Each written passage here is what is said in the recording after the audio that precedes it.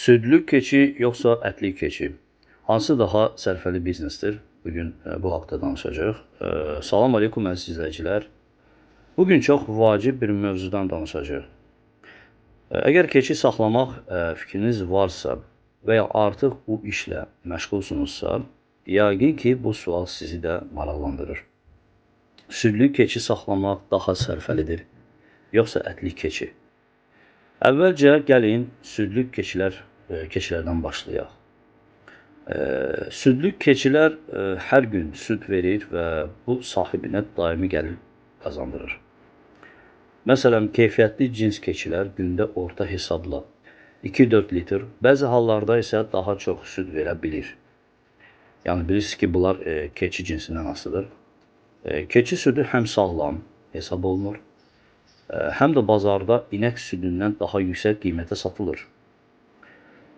Bundan əlavə keçi südündən məsələn pendir, qatıq və digər süd məhsulları hazırlamaq mümkündür ki, bu da gəliri artırır. İndi isə məsələn, amma bir nüans da var ki, əgər siz həqiqətən keçi südünü məsələn bazarı araşdırsaz, satışınız yaxşı olsa, yəni şəxsən mən keçi, yəni südlük istiqamətində məsləhət görərdim. Çünki burada artıq daimi gəlir olacaq. Bir ki, litri də ki, yaxşı qiymətə satılır, bilirsiniz. Yəni onun bazarını tuta bilsəz, mən tövsiyə verirəm ki, sırf südlük istiqamətinə yəni məşğul olasınız.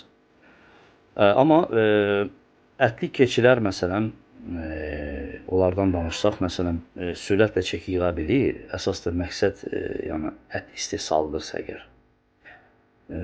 Azərbaycanı götürsək, məsələn, Azərbaycanda xüsusi məsələn bayramlar, toy mövsümünə, keçi ətinə olur tələbə. Düzdür, məsələn, qoyun ətinə o qədər olmasa da, lakin gəlir əsasən heyvan satdığından sonra əldə olunur.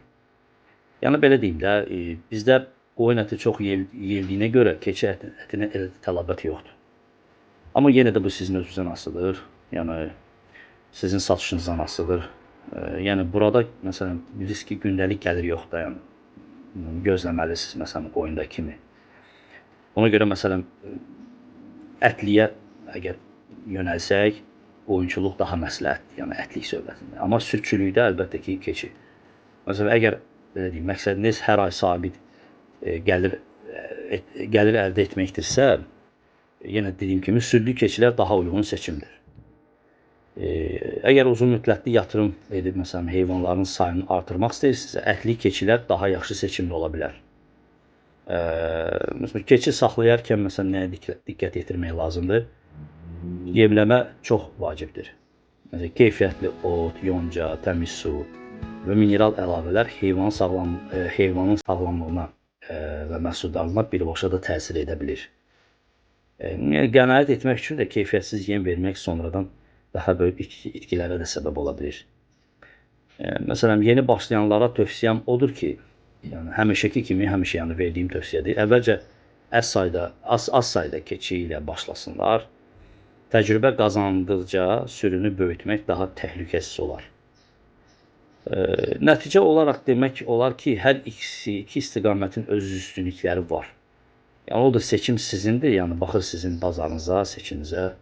Yəni seçim imkanlarınızdan, məsələn, bazar şəraitindən və məqsədinizdən asılı olan bir şeydir. Yəni dediyim kimi, əgər əsas burada bazar rol oynayır, əsas satışdır. Ona görə ilk öncə həmişə öncədən biznes planınızı həmişə, yəni başqa digər bizneslərdəki kimi biznes plan qurmalısınız, bazara araşdırmalısınız və əgər siz yəni satış elə bilsəz, yenə dediyim kimi keçilik məsəl üçün keçi biznesində mən daha südlük istiqamətinə yenə deyirəm tövsiyə verirəm. Məsələn, əgər süd məhsullarını sata biləcəksinizsə, yəni məsələn müştəriniz varsa, südlü keçilər daha sərfəli yəni ola bilər. Yəni əgər məqsədiniz ət istehsaldırsa, ətli keçilər də yaxşı gəlir gətirə bilər, amma dediyim kimi yenə də bazar, yenə də satış təkrar olmasın. Bu qədər. Yəni kanalımıza abunə olmağı yəni unutmayın. Növbəti maarifləndirici videolar çəkək. həmişə deyirik ki, bizə dəstək olun, kanalımıza dəstək olun ki, bizdə də motivasiya yaransın. Çünki bu cür maarifləndirici videolar çəkirik.